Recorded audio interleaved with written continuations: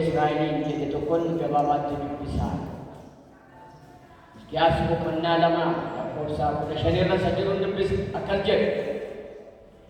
Waaqayyo foonittis lubbuttis tokko isin hin goone maaliif tokko isin godhe? Sanyii ofii isaatii ka'achuudhaaf kana godhe. Kanaafis jireenya keessan eeggadhaa. Amanaa qeerrummaa keessaniirraas amanamummaa hin dhabinaa. Waaqayyo gooftaan inni kan Israa'el namni haqa manaasaa gadhiisuun humnaan ishee irratti ka'uun akka uffataatti uffachuu waan ta'eef waan akkasii baay'isee nan jiru. Kadhanna Waaqayyo mene Waaqayyo yeroo gabaabaa qabnu kana Waaqayyo kan nutti dubbatu isaanii qabee mul'attis warra jirru kan warra as deemu kanatti namni dhaga'u jiraatee jennaan Waaqayyo bal'innitti nama jalaa callisee baraa callisuu sanaan ala Waaqayyo namootatti baranni dubbachaa jiru balanni dubbachaa ture balanni dubbachaa ture sababa ta'eef Waaqayyo nutti dubbatu.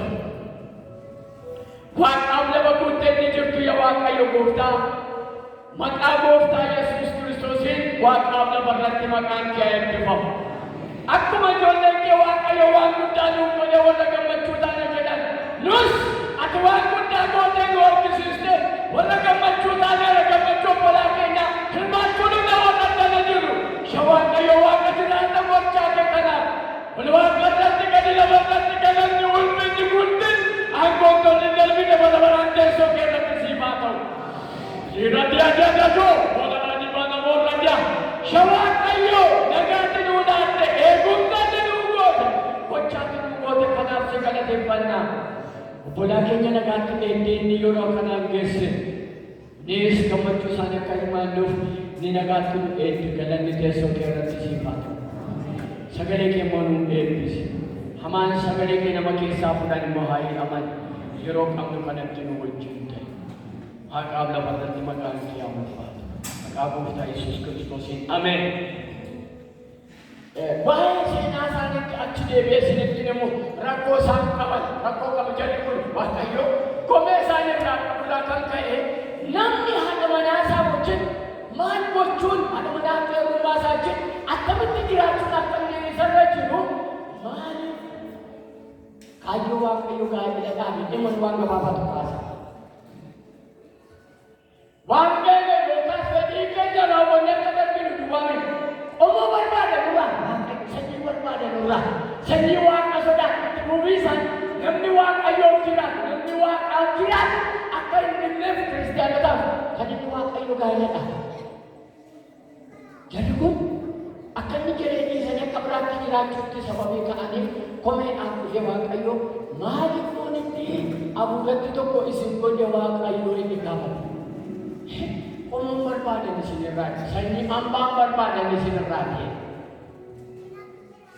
Gaafa waaqayyo gaa'ela nuudhaaf omoo waaqayyoon sodaatu oomishuun mana keenya keessatti omoo waaqayyoon sodaatu baay'isuun mana keenya keessatti ijoollee keenya yaada waaqayyoo keetti mana waaqayyoo keetti karoora waaqayyoo keetti guddisuun kaayyoo waaqayyoo gaa'elaa ilmaan namaa biraa.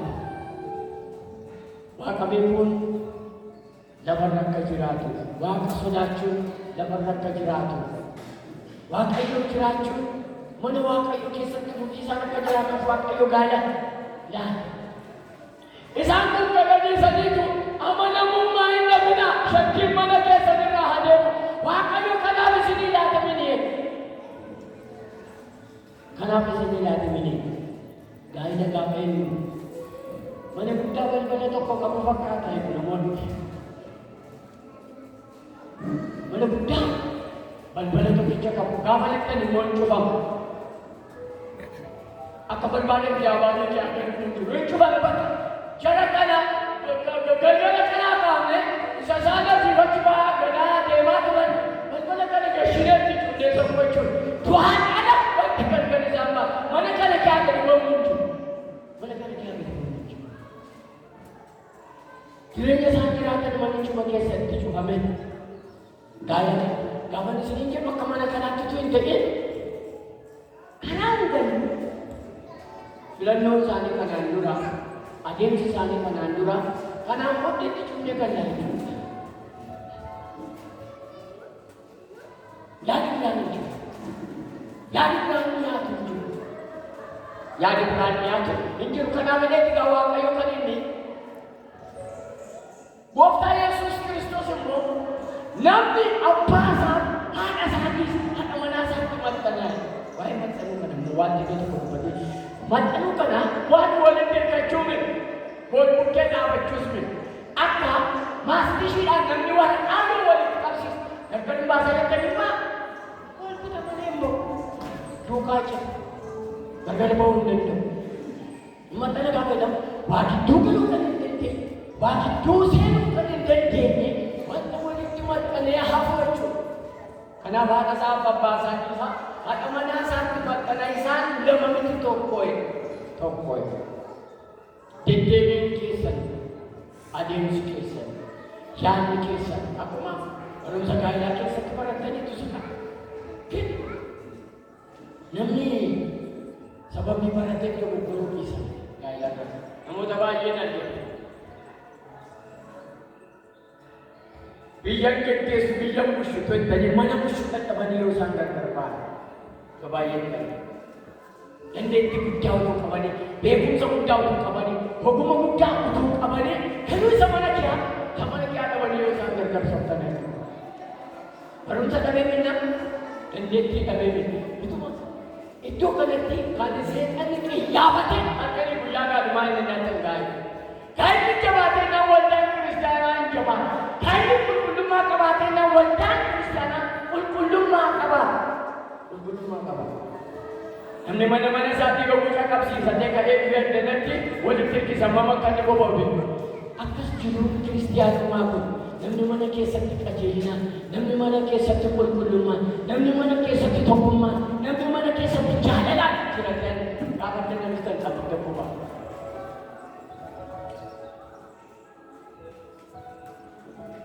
Kan obbolaan wajjin namoonni tokko yoo gara manaatti deebine yoo waliinjinaa isaanii turanii baddanatti kiristiyaana ta'u. Kiristiyaanummaa mana kee hafa. Kanaaf jedhetu sanyiin isinirraa barbaadaa jedhe Waaqayyo. Gaafa gaa'ela isinii aboobolaan Waaqayyo warra Waaqa sodaatu mana keessan keessatti barbaada. Ala Waaqayyoo nu waaqessu, ala Waaqayyoo jiraatu, ala Waaqayyoo wajjin amma xumuraatti adeemu. Inni immoo xinnummaa kaastanii kan isin oomishtanii itti himtanii guddistanii jechuudha. Amanamummaan dhabinaa ilaga. Iddoo kanatti haadha manaa qeerrummaa keessatti amanamummaa hin dhabinaa. Maaliif jennaan kan isheen guyyuu akka nama uffata ofirraa bahaase adeemuutti. Kanaaf walitti maxxannee yaada tokko amma dhumaatti akka jiraatan Waaqayyo isin. Amma gammachuu keenya akka itti nuufu. Waaqayyoon sodaattanii Waaqayyoon gidduu keessanitti ulfaate qomoon Waaqa sodaate isinirraa argame. Maqaan Waaqayyoo haa eebbifamu. Kan akka taatan Waaqayyo yaada isaa isiniif haa baay'isu. Wangeela Maatewos 19 irra yoo dhaqxan walitti maxxanu tokko ta'uu namuma lama inni ilaallu tokko ta'uu isaan namoonni ta'e akka inni ilaallu herregi Waaqayyo herregi namaa garaagara. Ilaalchi Waaqayyo ilaalchi namaa garaagara. Waan hundama jennu garuma yoo guyyaan yoo nachiisin deebisee guyyaan kummi tokko akka guyyaa tokkooti ilaalcha Waaqayyo ilaala.